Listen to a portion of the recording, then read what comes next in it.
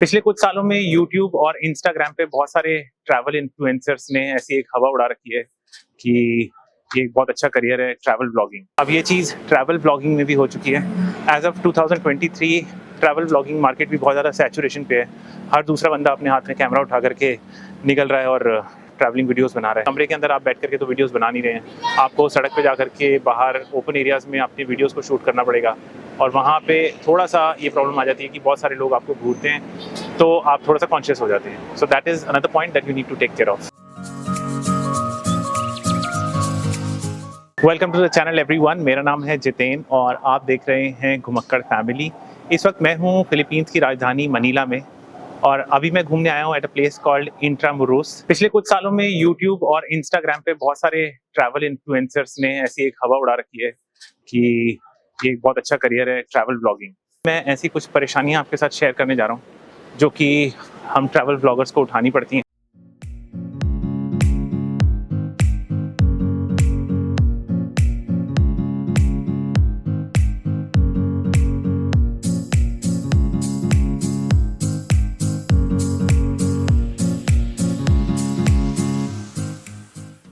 आप ट्रैवलिंग के शौकीन हैं और बहुत ज़्यादा ट्रैवल वीडियोस देखते हैं, तो आपने देखा होगा पिछले कुछ सालों में यूट्यूब और इंस्टाग्राम पे बहुत सारे ऐसे इन्फ्लुएंसर आ गए हैं जिन्होंने बहुत देशों में ट्रैवल करना शुरू किया है और उनको देखा देखी बहुत सारे लोग इस फील्ड में उतरने लगे हैं। कुछ लोग तो सिर्फ घूमने के पर्पज़ से इन वीडियोस से इन्फ्लुएंस हो जाते हैं, but then there is a large population which is getting influenced with these travel bloggers और वो इनको देखा देखी ट्रैवल ब्लॉगिंग को एज अ करियर ऑप्शन चुनने के लिए तैयार बैठे हैं। So there are a lot of people who want to get into travel vlogging. तो ट्रैवल ब्लॉगर्स जितने सारी जगहें आपको वीडियोस में दिखा रहे हैं, ये सब वीडियोस अपने मोबाइल में या अपने घर पे बैठ करके टीवी में देखना बहुत आसान है, but this kind of content creation comes with a lot of problems. तो आज के इस वीडियो में मैं आपके साथ वो सारी परेशानियां शेयर करने जा रहा हूँ जो एक ट्रैवल ब्लॉगर को उठानी पड़ती हैं, और मैं आपको ट्रैवल ब्लॉगिंग की थोड़ी सी सच्चाई बताऊँगा कि किस तरीके की परेशानियाँ मुझे भी उठानी पड़ रही हैं while I am also doing travel blogging. मेरे को घूमते हुए अभी लगभग 3 महीने हो चुके हैं। हम लोग पहले वियतनाम गए थे 1 महीने के लिए, उसके बाद 1 महीना मलेशिया, और अभी 1 महीने के लिए मैं फिलीपींस में हूँ।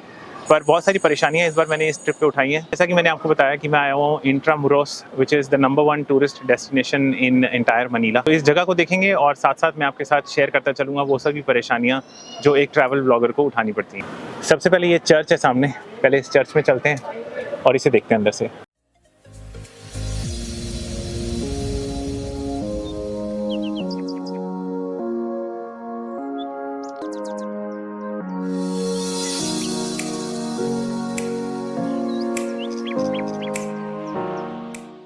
फिलीपींस पे स्पेन ने बहुत लंबे टाइम तक राज किया है, इसलिए यहाँ पर उन्होंने अपना धर्म जो है उसको काफ़ी फैलाया है। और यहाँ पे अब मैक्सिमम जो लोग रिलीजन फॉलो करते हैं वो है कैथोलिक रिलीजन, क्रिश्चियनिटी को ये लोग फॉलो करते हैं। अपने टॉपिक पर कि ट्रैवल ब्लॉगिंग की परेशानियाँ क्या क्या हैं।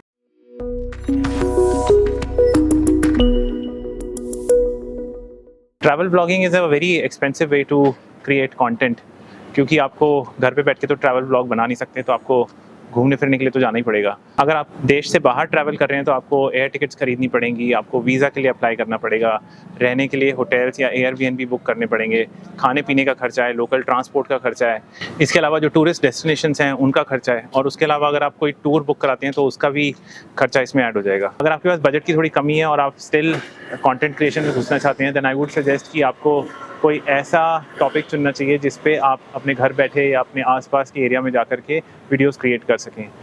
ये जो आपको सामने दिखाई दे रहा है, ये यहाँ के कुछ जुगाड़ वाले ऑटो रिक्शाज हैं। बाइक के साथ इन लोगों ने इस उड़न खटोले को अटैच कर रखा है। इसको ये लोग यहाँ पे लंबोर्गिनी बोलते हैं। तो इंट्रामुरोस के अंदर बहुत सारे पॉइंट्स हैं, अलग अलग पॉइंट्स हैं ये सारे। अगर इन पॉइंट्स को आप घूमना चाहते हैं तो आप इसमें भी तो आप ये लैम्बोर्गिनी जो है इसको रेंट कर सकते हैं। How much? 1 hour? How much? Oh, Filipinos की एक बड़ी खास बात है, ये लोग बड़े इज्जत से बात करते हैं। जहाँ भी जाओ आपको सर सर करके बुलाते हैं हर जगह पे। ये जो आपको सामने दिखाई दे रहा है ये फिलीपींस का झंडा है। एक आपको बढ़िया चीज़ दिखाता हूँ। फिलीपींस में एक बड़ा सही खिलौना है बच्चों के हाथ में, इसको बोलते हैं लाटो लाटो। Can you do this? Oh my God,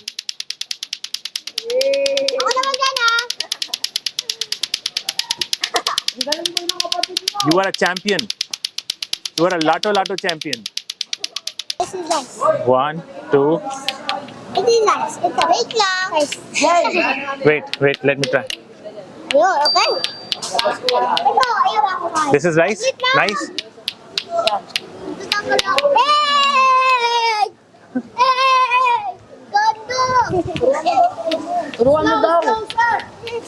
Sir, slow down. Slow down. Slow. This is nice. Like this. Like this. Yes. Like that. And then go. And then go. Yan, and then go. Yan.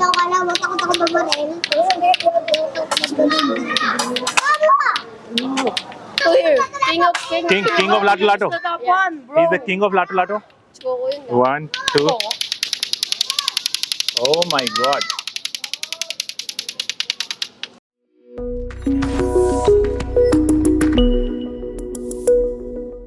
Travel vlogging बहुत ही ज़्यादा थका देने वाला काम लगता है कभी कभी।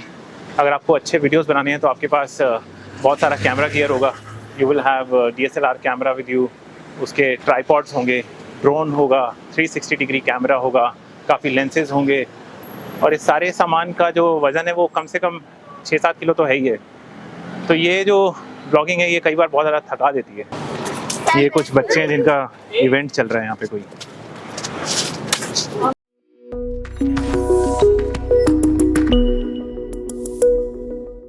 ट्रैवल वीडियोस जब कंटेंट क्रिएटर्स बनाते हैं तो ध्यान रखें कि वो बहुत ज़्यादा उसमें एडिटिंग करते हैं।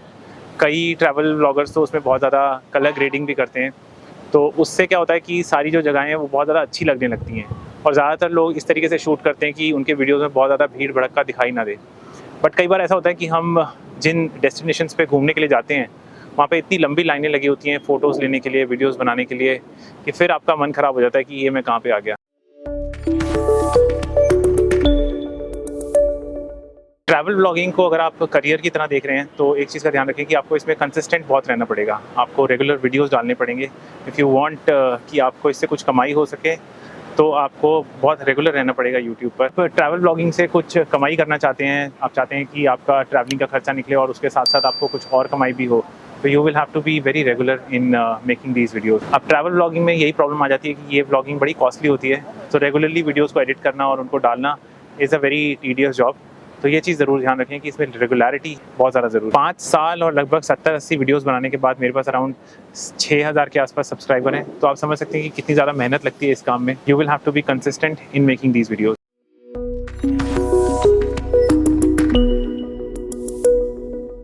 ट्रैवल व्लॉगिंग जब आप करते हैं तो आपको कई बार कैमरा हाथ में पकड़ के पब्लिक प्लेसेस पे लोगों के सामने कैमरे के साथ बातें करनी पड़ती हैं, जैसे कि मैं इस टाइम कर रहा हूँ।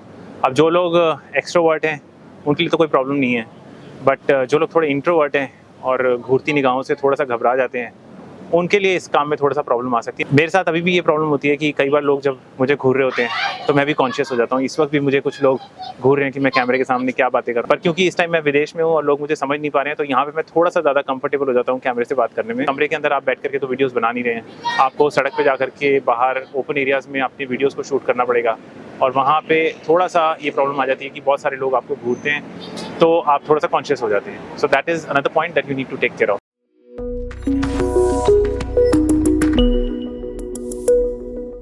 ट्रैवल ब्लॉगिंग मुझे ऐसा लगता है कि एक एक्सपायरी डेट के साथ आता है। बहुत ज़्यादा लंबे टाइम तक अगर आप ट्रैवल करते रहेंगे ना, तो अब मुझे ऐसा लगता है कि आप ट्रैवलिंग से ऊब जाएंगे। अब मेरे को ट्रैवल करते हुए लगभग 3 महीने हो चुके हैं, बट अब मुझे घर की बहुत ज़्यादा याद आ रही है।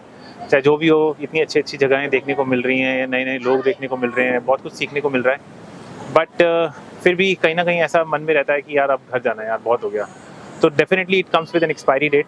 हो सकता है कि एक दिन आप ऐसे पॉइंट पे पहुंच जाएं अपने जीवन में जहां पर आपको लगे कि नहीं, अब मेरे से ये काम नहीं हो पा रहा। सिर्फ ट्रैवल व्लॉगिंग को एक लॉन्ग टर्म अर्निंग का जरिया ना बनाएं। आई वुड एडवाइस कि कुछ ना कुछ आपके पास स्किल सेट और भी होना चाहिए, ताकि किसी एक दिन ऐसा अगर आपको हिट होता है माइंड में कि मुझे इसके बाद अब ट्रैवल व्लॉगिंग नहीं करनी है, तो आपके पास आपका प्लान भी ज़रूर रेडी रहना चाहिए। तो दैट इज़ अनदर प्रॉब्लम।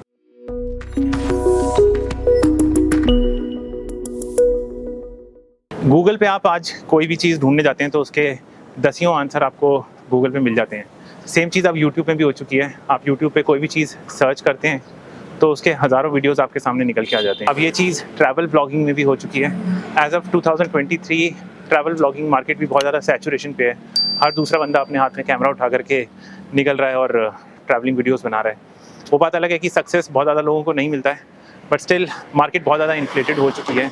तो that is another point that you need to take care of कि आप जो कंटेंट बना रहे हैं वो किस तरीके से दूसरों से थोड़ा अलग हो ताकि लोग आपके वीडियोस को देखें। Another point that you need to take care of कि मार्केट बहुत ज़्यादा सैचुरेटेड है और आप अगर अपना कंटेंट को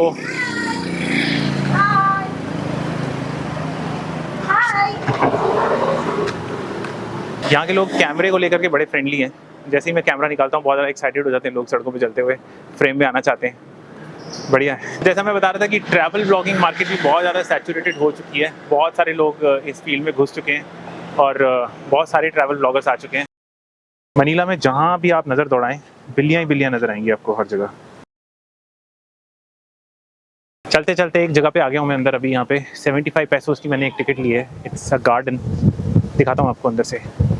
तो ये जगह है जहाँ मैं अभी जा रहा हूँ, इसको बोलते हैं ब्लुराटे डी सैंडियागो। चलते हैं अंदर और दिखाते हैं आपको।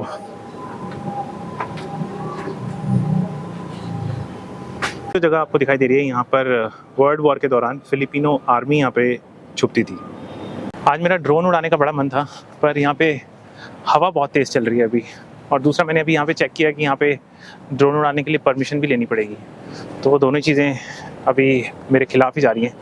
ना तो मेरे पास परमिशन है, हवा बहुत तेज़ है। मैंने थोड़ी देर ड्रोन उड़ाया था पर वो हवा में थोड़ा ऐसे ऐसे हो रहा था, हिल रहा था वो, तो मैंने उतार लिया फिर साथ साथ ही। तो ड्रोन तो नहीं उड़ा पाएंगे यहाँ पे। अगर आप ट्रैवल ब्लॉगिंग करते हैं तो खाने की बड़ी परेशानी हो जाती है कई बार।